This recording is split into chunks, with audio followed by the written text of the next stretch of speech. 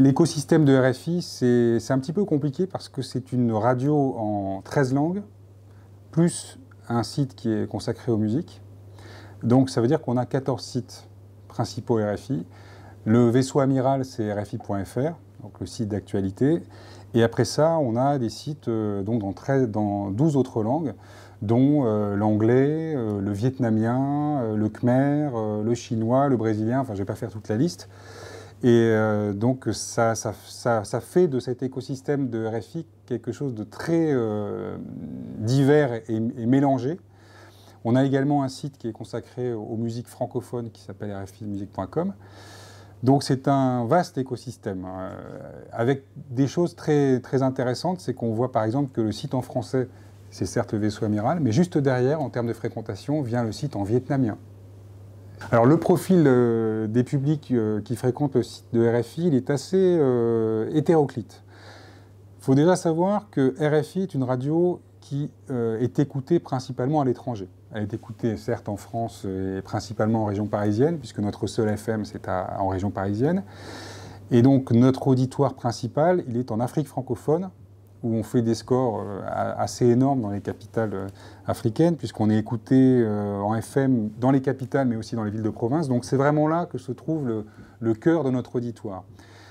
Pour le site web, c'est différent, c'est-à-dire que notre auditoire web, il se trouve principalement à l'extérieur de l'Afrique. C'est d'abord à peu près 40% l'Europe, France et en grande partie la Belgique, parce que notamment il y a une communauté congolaise donc qui va chercher de l'information sur l'Afrique. Et puis l'Amérique du Nord et ensuite l'Afrique, qui est en train de monter en termes de fréquentation. Alors la stratégie pour impliquer davantage les auditeurs sur le site, elle est assez claire, c'est les réseaux sociaux, comme beaucoup d'autres médias, on a parié là-dessus. Donc c'est Facebook en grande partie, et Facebook est très important pour nous parce qu'on a un peu plus d'1 million de fans pour la seule page principale de RFI. C'est une radio qui, du fait de son auditoire africain, qui est très important, avec des taux d'écoute dans certaines capitales qui sont assez démesurés. Je pense à Abidjan, on est parfois dans les 30% d'écoute, ce qui est 2,5 fois RTL à Paris. Donc du coup, il y a une adhésion très forte à la marque. Et les pages Facebook marchent très bien. Il y a beaucoup de pages Facebook différentes. La page principale, il y a une page sport, ensuite il y a des pages par émission. Et donc c'est tout un univers et qui est très important pour les internautes, qui donne lieu parfois à des débats très violents. Parce que quand on touche à un pays africain, il va y avoir parfois des batailles internes. Je pense à la République centrafricaine, je pense à la RDC, des pays qui sont souvent en crise. On va devoir modérer des débats assez violents. Mais dans l'aspect plus positif, il y a aussi des émissions musicales, des émissions culturelles qui vont amener beaucoup d'auditeurs à s'exprimer sur la page Facebook. Donc c'est très important pour nous de jouer cette carte-là, comme d'ailleurs, je pense, la plupart des médias, on est tous à peu près sur cette stratégie. Et l'autre aspect, c'est Twitter, bien sûr, qu'on a aussi beaucoup développé, mais qui est peut-être moins populaire, je dirais, pour les internautes habituels, même si ça marche, sans doute parce qu'en Afrique, Twitter n'est pas encore aussi développé que Facebook. Facebook prend très très bien en Afrique. Alors, la fracture numérique en Afrique, c'est évidemment un point essentiel pour nous, pour d'autres aussi, mais pour nous forcément, puisque étant une radio qui a une écoute très forte en Afrique, on se dit, bien évidemment, c'est important que les internautes en Afrique puissent aussi avoir accès à nos productions sur Internet. Ce qui est intéressant, c'est que l'évolution est assez rapide. Il y a encore pas si longtemps, l'Afrique était derrière l'Amérique du Nord, par exemple, pour nous, en termes de fréquentation. Aujourd'hui, c'est à peu près à part égale. Parfois, c'est au-dessus, ce qui veut dire qu'il y a une évolution. Ça ne veut pas dire que tout le monde a un ordinateur chez soi, loin de là. Et évidemment, l'avenir en Afrique, c'est plutôt la mobilité. On voit que de plus en plus d'Africains achètent un téléphone mobile et plus seulement un téléphone mobile classique, mais commencent à avoir des petits téléphones intelligents, des smartphones. C'est encore limité, ça dépend des pays, mais ça vient. grâce notamment à la fabrication de smartphones pas chers par les Chinois qui commencent à inonder le marché. Et on voit bien aussi que tout le monde s'y intéresse. Toutes les grandes sociétés de mobile, que ce soit Orange, MTN et Sud-Africain ou autres, tout le monde s'intéresse à l'Afrique parce qu'il y a un marché, c'est évident. Et nous, ce qu'on veut, c'est essayer de jouer ce jeu-là en proposant des contenus aux internautes en mobilité. Donc on a plusieurs aspects, plusieurs stratégies là-dessus. Bon, bien entendu, les applications. Bon, on a une application iPhone et on est en train de refaire notre application Android. Et ça, c'est très important parce qu'en Afrique, les gens sont davantage sur Android que sur iPhone. Donc l'idée, c'est de leur proposer une appli qui est une appli en toutes les langues, et notamment 2 langues africaines, le Haoussa, donc qui est parlé notamment au Nigeria, au Niger, en partie du Cameroun. Donc c'est déjà une très grosse population. Et le Swahili, qui est une langue qui est parlée sur la côte est de l'Afrique. Et il y a énormément de pays où le Swahili est parlé. Et donc l'idée, c'est de leur proposer des contenus radio, mais aussi qu'ils puissent y avoir accès sur leur smartphone. Et puis il y a aussi l'accès à la version mobile du site, puisque on voit très clairement que c'est aussi un mode de consommation, plus que les applis, les internautes africains ont plutôt tendance, ou les mobinautes, à aller chercher des versions mobiles d'un site plutôt qu'une application. Donc là aussi, c'est une de nos stratégies.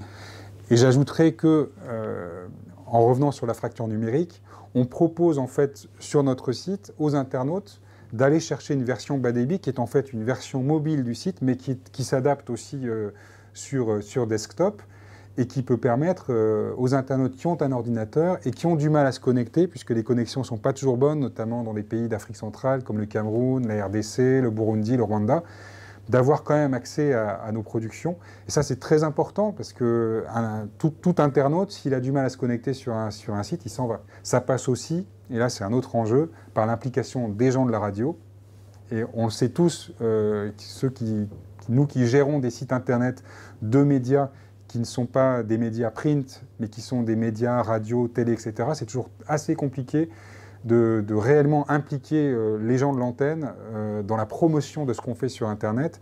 Et ça, c'est un autre enjeu, c'est que les antennes, les présentateurs d'émissions, de journaux renvoient systématiquement vers le site et vers la version mobile ou vers la version allégée, pour que ceux qui vivent dans des zones où la bande passante ou la connexion est trop lente, qui puissent nous découvrir ce qu'on fait sur Internet. On a des community managers internes, dont 2 sont d'ailleurs juste à côté de mon bureau, donc avec qui on dialogue quotidiennement. Ils sont toujours dans les conférences de rédaction, parce qu'ils rédigent aussi des articles, ils font du community management, mais ils écrivent aussi des articles sur cette thématique. Donc ils ont un double, ce sont des journalistes. Pour ce qui est des sites en langue, alors c'est un petit peu plus, je dirais, empirique. C'est-à-dire que ce sont les rédactions de langue qui gèrent eux-mêmes leur page Facebook ou leur compte Twitter. Pour une raison très simple, c'est une question de moyens. Ce sont des petites rédactions qui d'ailleurs sont souvent multimédia. C'est-à-dire que je pense au site en vietnamien. C'est au départ le site de RFI en vietnamien. Mais en fait, cette équipe, elle est totalement connectée. C'est-à-dire les journalistes radio mettent tout en ligne. Donc ils sont vraiment multimédia. Et ils placent aussi leurs articles dans la foulée sur leur page Facebook, y compris pour les Khmers.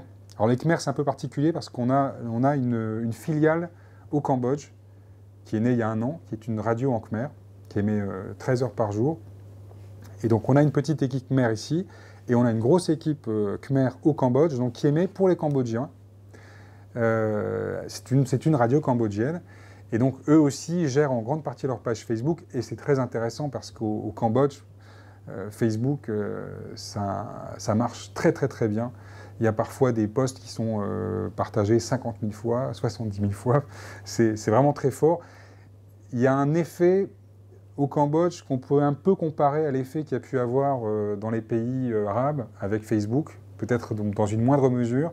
Il y a eu une période où il y a eu des grosses manifestations au Cambodge et Facebook a été un des moyens pour les contestataires de protester contre le pouvoir en place.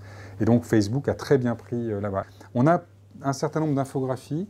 un certain nombre aussi de webdocs ou bien de productions un peu hybrides, notamment avec la lecture la fameuse lecture scroll down, donc des sortes de super articles avec dedans de la vidéo, des photos, du texte. Depuis 2 ans, on a décidé de mettre l'accent sur ce genre de production. Pourquoi? Pour offrir aux internautes de l'information sur un temps plus long, de l'information plus poussée, avec des angles alors, un peu différents de ce qu'ils voient tous les jours dans l'actualité chaude sur le site internet, et avec des thèmes très divers. Sur Ebola, par exemple, on a décidé de faire quelque chose de très didactique pour expliquer ce que c'est Ebola en cette question, pour notamment les internautes africains, mais pas seulement, puisqu'aujourd'hui, tout le monde est concerné par Ebola. Donc là, c'est l'idée d'être très pédago, d'expliquer aux internautes ce que c'est. Par ailleurs, on a fait des choses complètement différentes. On a envoyé quelqu'un à San Francisco pour faire un web reportage sur tous les lieux où se fait l'avenir des nouvelles techno aux États-Unis. Et là, il nous a fait un carnet de route qui s'appelle de Palo Alto à San Francisco. Et là, c'est bien sûr raconter Google, raconter les startups. Donc c'est complètement différent d'Ebola. Et dans un autre genre, on a aussi lancé un web magazine d'investigation, où là, vraiment, on a des journalistes qui vont prendre 2, 3, 4 mois pour faire une enquête sur une question particulière. Là, en l'occurrence, notre premier numéro, c'était sur une grave pollution minière dans le sud de la France. Donc là, c'est pas international, mais en même temps, ça touche tout le monde, puisque la pollution minière, ça peut toucher la France comme les pays en développement. Donc c'est vraiment un intérêt, un attrait pour ce type de narration, et une envie aussi d'expérimenter des éléments qui nous permettent de mettre en valeur l'information et la radio différemment. Parce que de plus en plus, on se pose la question de savoir qu'est-ce qu'on va faire de l'audio, de la radio. Est-ce qu'on va continuer à uniquement proposer d'écouter de la radio ou bien de lire une retranscription de ce qui a été dit à la radio, ou est-ce qu'on essaie de trouver des formats différents? Et je pense que toutes les radios se posent cette question-là, surtout les radios d'information. C'est qu'est-ce qu'on fait pour que les internautes continuent à s'intéresser à la radio? Parce qu'au-delà de ceux qui écoutent la radio, on a une vraie interrogation sur l'avenir de la radio dans un monde de plus en plus axé sur la vidéo, sur l'utilisation de la vidéo sur YouTube, sur des modes de consommation qui ne correspondent pas forcément à nous ce qu'on fait. C'est-à-dire qu'aujourd'hui, on sait que la radio sur Internet, c'est beaucoup moins écouté que les vidéos sont regardées. Et donc, qu'est-ce que nous, on peut proposer d'innovant pour que les internautes continuent à vouloir écouter ça peut être écouter et voir en même temps, mais trouver un mode de consommation qui leur convienne, parce que je reste persuadé que la radio est un média d'avenir, qu'on ne doit pas tout donner à la vidéo, même s'il faut en faire, et qu'on peut trouver des moyens de pousser les internautes à la fois à lire, à regarder la vidéo, mais aussi à écouter, parce que l'écoute, ça peut être quelque chose d'extraordinaire, et on peut regarder la radio. Et je ne parle pas de radio filmée, c'est en écoutant. Un journaliste qui vous raconte quelque chose en radio peut faire en sorte que vous visionnez dans votre esprit ce qui est en train de se passer. Et l'idée, c'est d'essayer de continuer à faire de la radio de manière un peu différente.